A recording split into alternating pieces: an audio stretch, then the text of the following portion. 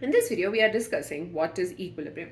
But before we understand what that is, we need to understand the concept of reversibility.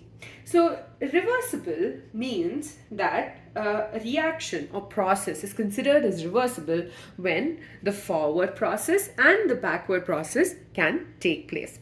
So, for example, solid ice, which is a solid, can get converted to water, which is a liquid, and it's a reversible process because water can also get converted to ice based, and this will be dependent on the temperature of the surroundings. So that's a reversible process, and you'll keep seeing these arrows. These arrows imply that both the processes are taking place simultaneously. So, equilibrium is defined as a state at which concentration of reactants and products don't change with time. That does not mean that, let's say, we have a chemical reaction, A plus B gives rise to C. That does not mean that A plus B is going to exist and C is also going to exist. No. What happens is the conversion of, or rather, the formation of C, that reaction, will take place to an equal extent as formation of A plus B from C, which means both the processes, that is the forward as well as the backward processes, are taking place simultaneously. So equilibrium can be a physical equilibrium or a chemical equilibrium. Physical equilibrium as in a physical process. Here we've taken liquid and vapor, water, that is water being in a liquid state and vapor state. Initially, we would have had more liquid than the water vapor in the vessel, and over time the volume of water will decrease, and then there'll be a point where there's no further decrease in the volume of water. This is the state of equilibrium, and this will be at a particular temperature and pressure. Remember, temperature and pressure is quite important for physical equilibrium. So here what happens is, so that does not mean water is going to exist as its own states, that is vapor and liquid. No. What's happening over here is the number of molecules that leave the liquid to form vapor is equal to the number of molecules which are converting from vapor to liquid. So both the processes are taking place simultaneously, which is why we have these arrows down here. So basically the rate of evaporation is equal to the rate of condensation, and so the H2O, that is water in liquid state, is in equilibrium with water in vapor phase. Again, physical equilibrium. Here we've taken an example of water in liquid and vapor phases. So initially when we introduce the water to the vessel, you will have more water in the liquid state. Over a period of time, the volume of water will decrease and it continues to get evaporated. And it'll reach a point where there is no further decrease in the volume, and this is all at a particular temperature. So at this point, the number of molecules that leave the liquid is equal to the number of molecules that are returning to the liquid. So the process is taking place simultaneously, and so the rate of evaporation is equal to rate of condensation. Similarly, we can talk about chemical equilibrium as well. Chemical equilibrium, here we've taken a chemical reaction where A plus B gives rise to C. Initially, we would have had A plus B, that is our reactants in the vessel.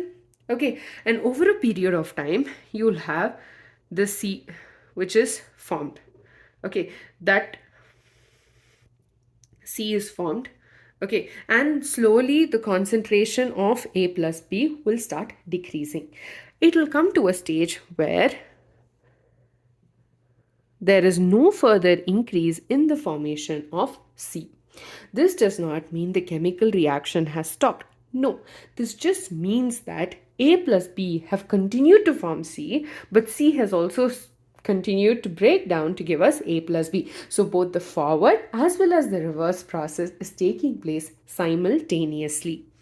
Here we have an example of Haber's process, which is used for the synthesis of ammonia. Nitrogen plus hydrogen gives rise to ammonia, and the reaction conditions are modified in such a way that we get the desired product. Now, we always hear, or you will start hearing, the fact that equilibrium is dynamic in nature. And why do we say that? This is because both, as I kept saying, the the forward and the backward processes are taking place simultaneously. It might seem like there is nothing much that's happening, but in reality, there's a lot of conversions taking place.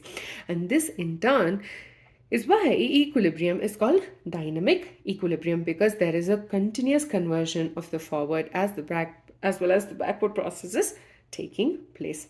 With that, we're done with this video. What is equilibrium? So first of all, a reversible reaction or a process is the one where you have both the forward as well as the backward process or reaction taking place simultaneously, or not simultaneously, but the forward and backward processes can take place.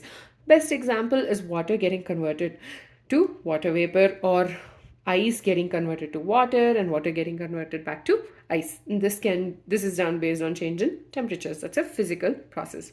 So equilibrium is defined as a state in which the concentration of reactants and products don't change with time. So there is no change in the concentration of reactants or products.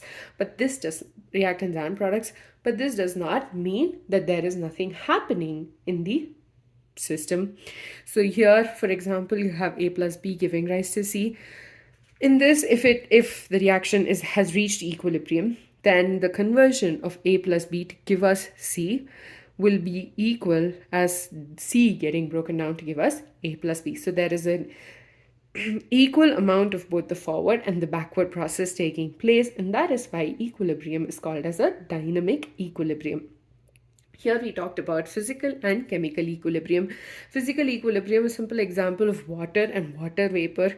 Initially, you'll have water in the form of liquid, and water vapor will slowly increase in concentration, and then over time there is an decrease in volume of water, and there'll come a point when there's no further decrease. This does not mean the process of the process of conversion has stopped. It just means that the number of molecules that leave the liquid is equal to the number of molecules returning to the liquid. Similarly, for chemical equilibrium, you have A plus B giving rise to C.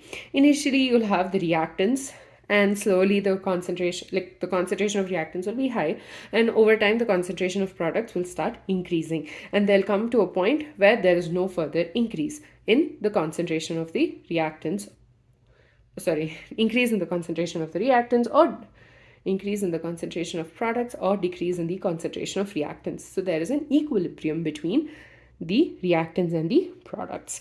So Haber's process is an example of an equilibrium reaction where nitrogen combines with hydrogen to give us ammonia, and various changes in pressure and temperature will give us the desired product, or rather will push the reaction to the direction that we want it to. So with that, we're done with what is equilibrium. I hope you understood this, and if you have any questions, feel free to comment or send an email to me. And with that, we're done with what is equilibrium. The next video, we'll be talking about classification of chemical equilibrium.